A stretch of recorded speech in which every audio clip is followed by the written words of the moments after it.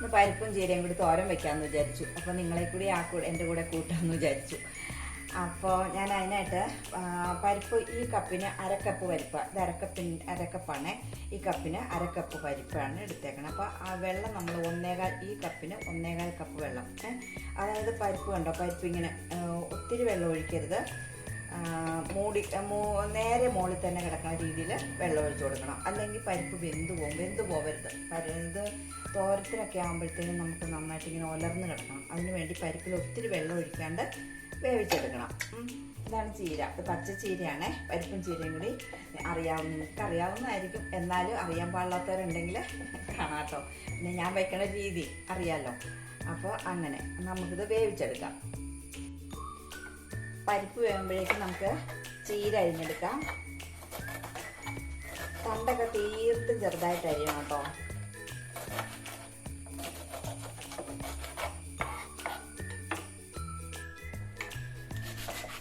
ഇല അരിയുമ്പോൾ കുറച്ചുകൂടി കട്ടി കൂട്ടാട്ടോ. ഇത്തിരി തീർത്ത് നൈസാക്കണ്ട, ഇച്ചിരി കൂടുതലായിട്ട് ഇങ്ങനെ അരിഞ്ഞെടുക്കാം. ഇതാ ചീര അരിഞ്ഞു കഴിഞ്ഞു, മാറ്റി വയ്ക്കാം. ഇതാ അരപ്പിന് വേണ്ടിയിട്ട് ഞാൻ ഒരു അരമുറി തേങ്ങ എടുത്തിട്ടുണ്ട്. ഒരു ചെറിയ മുറിയാണേ. പിന്നെ 5 പച്ചമുളക്, 5 ചെറിയ ഉള്ളി, പിന്നെ ഒരു സ്വല്പം മുളക് പൊടി ചേർത്തിട്ടുണ്ട്. ഒരു 1/4 ടീസ്പൂൺ മതിയാവും. അതെന്താണെന്ന് വെച്ചാൽ ഈ ചീരയ്ക്കും പരിപ്പിനൊക്കെ ഒരു ചെറിയൊരു മക്ക് പോലെ ഉണ്ടല്ലോ. അപ്പോൾ അതൊന്ന് മാറിക്കിട്ടു ഈ ഇച്ചിരി മുളക് പൊടി ചേർത്ത് കഴിഞ്ഞാൽ.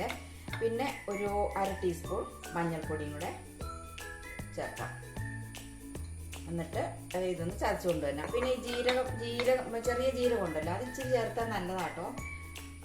അതിൻ്റെ ചിലർക്ക് അതിൻ്റെ ടേസ്റ്റ് ഇഷ്ടാവില്ല. എനിക്ക് അത്ര ഇഷ്ടമല്ല, അതുകൊണ്ട് ഞാൻ ചേർക്കുന്നില്ല. അത് ഇഷ്ടമുള്ളവർക്ക് ഒരു നുള്ള, ഒത്തിരി ആവരുത്, ചേർക്കാം. ഇനിയിപ്പോൾ നമുക്കത് ചതച്ചെടുക്കാം. എന്താ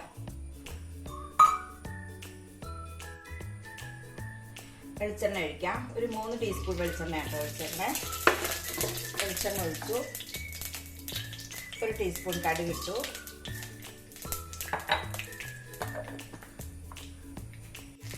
കടുക് പൊട്ടി വരുമ്പോൾ നമുക്ക് ഒരു 2 ടീസ്പൂൺ അരി ഇട്ട് കൊടുക്കാം കേട്ടോ. ഈ ഇലക്കറികൾ ഏത് വെക്കുമ്പോഴും ഇത്തിരി അരി ഇട്ട് കൊടുക്കുന്നത് നല്ലതാണ്. ഞാൻ അങ്ങനെ ചെയ്യാറുണ്ട്, നല്ലതാണ്. ചിലർ അരിക്ക് പകരം ഉഴുന്നുപരിപ്പ് ഇട്ട് കൊടുക്കും, അതാണേലും നല്ലതാണ്.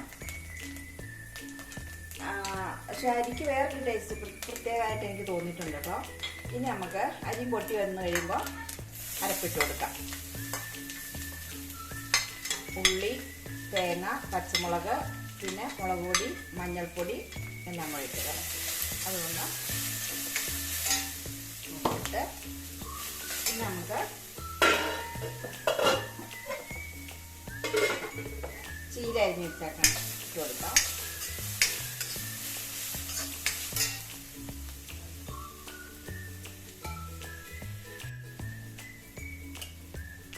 ചീര ഇടാം.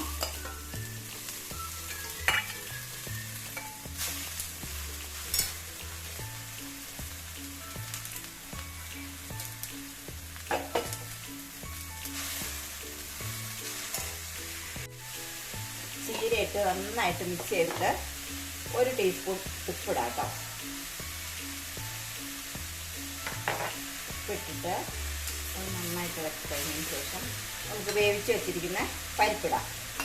പരിപ്പ് ഞാൻ ഒരു 5 വിസിൽ വരുന്നവരെ വെച്ച് കിട്ടാം. ഒരു 5 വേണം, കാരണം വെള്ളം കുറച്ച് ഒഴിക്കുന്നുണ്ട്.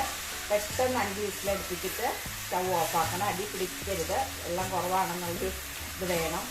അതുപോലെ നമ്മൾ വെള്ളം കൂട്ടിയാണ് പരിപ്പിന് വെക്കണമെങ്കിൽ ഒരു 3 വിസിൽ മതിയാവും. പിന്നെ ആ വെള്ളം ഉണ്ടല്ലോ, പ്രഷർ കൂടുതലുണ്ടാവും. അപ്പോൾ ആ പ്രഷറിൽ ഇരുന്ന് വെന്തോളും. ഇത് വെള്ളം കുറവായതുകൊണ്ട് ഒരു 5 വിസിൽ വേണം. പിന്നെ കുക്കറിൻ്റെ ഉണ്ട്, എന്നാലും പരിപ്പ് ഒത്തിരി വെന്ത് പോകരുത്, അത് ശ്രദ്ധിക്കണം. എന്നാലാണ് ഉലർത്തിയെടുക്കാൻ പറ്റുള്ളൂ. ഇനി അത് തട്ടിക്കെട്ടി വെച്ച് വേവിച്ചെടുക്കാം.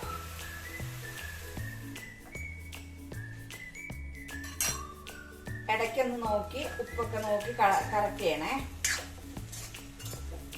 എന്നിട്ട് ഒന്നുകൂടെ ഒന്ന് തട്ടിപ്പൊത്തി വയ്ക്കാം. നല്ല ചീരയാണെങ്കിൽ പെട്ടെന്ന് വെന്ത് കിട്ടും കേട്ടോ. ഇതാ തോരനായിട്ടുണ്ട്. വെന്തെന്ന് കണ്ടു കഴിഞ്ഞാൽ പിന്നെ അത് മൂടി വയ്ക്കരുത്. ഒന്ന് ഒരു 5 മിനിറ്റ് ഇങ്ങനെ നിരത്തിയിട്ട് കൊടുക്കണം. അപ്പോൾ അത് നന്നായിട്ട് ഉലർന്നു വരും. അങ്ങനെ എല്ലാവരും ഒന്ന് ചെയ്ത് നോക്കണം. എല്ലാവർക്കും അറിയാവുന്ന ആണെന്ന് എനിക്കറിയാം. എന്നാൽ ഈ കർക്കിടക മാസത്തിൽ ചീരത്തോരൻ നല്ല ഏത് ഇലക്കറികളാണെങ്കിലും ധാരാളം ഇതുപോലെ വെച്ച് കൂട്ടണം കേട്ടോ. ഒത്തിരി നല്ലതാണ്. അതുപോലെ ഇരുമ്പിൻ്റെ ചീനിച്ചട്ടിയിൽ വയ്ക്കാൻ ശ്രദ്ധിക്കണം. ഇരുമ്പിൻ്റെ ചീനിച്ചട്ടിയിലാണ് വെക്കുന്നതെങ്കിൽ ചീരയില ഏത് ഇലയാണെങ്കിലും ഇരുമ്പിൻ്റെ ചീനിച്ചട്ടി വെച്ചാൽ ഒത്തിരി നല്ലതാട്ടോ. അപ്പോൾ എല്ലാവരും അതൊന്ന് ശ്രദ്ധിക്കണം. അപ്പോൾ നമുക്കിത് പ്ലേറ്റിലേക്ക് മാറ്റാം. ഇതാ തോരനായിട്ടുണ്ടേ. എല്ലാവർക്കും ഇഷ്ടപ്പെട്ട് കാണുമെന്ന് വിചാരിക്കുന്നു. അതുപോലെ എന്താ അഭിപ്രായമാണെങ്കിലും കമൻറ്റിലൂടെ അറിയിക്കാൻ മറക്കരുത്. അതുപോലെ സബ്സ്ക്രൈബ് ചെയ്യാനും ലൈക്ക് ചെയ്യാനും മറക്കരുത്. Okay, thank you.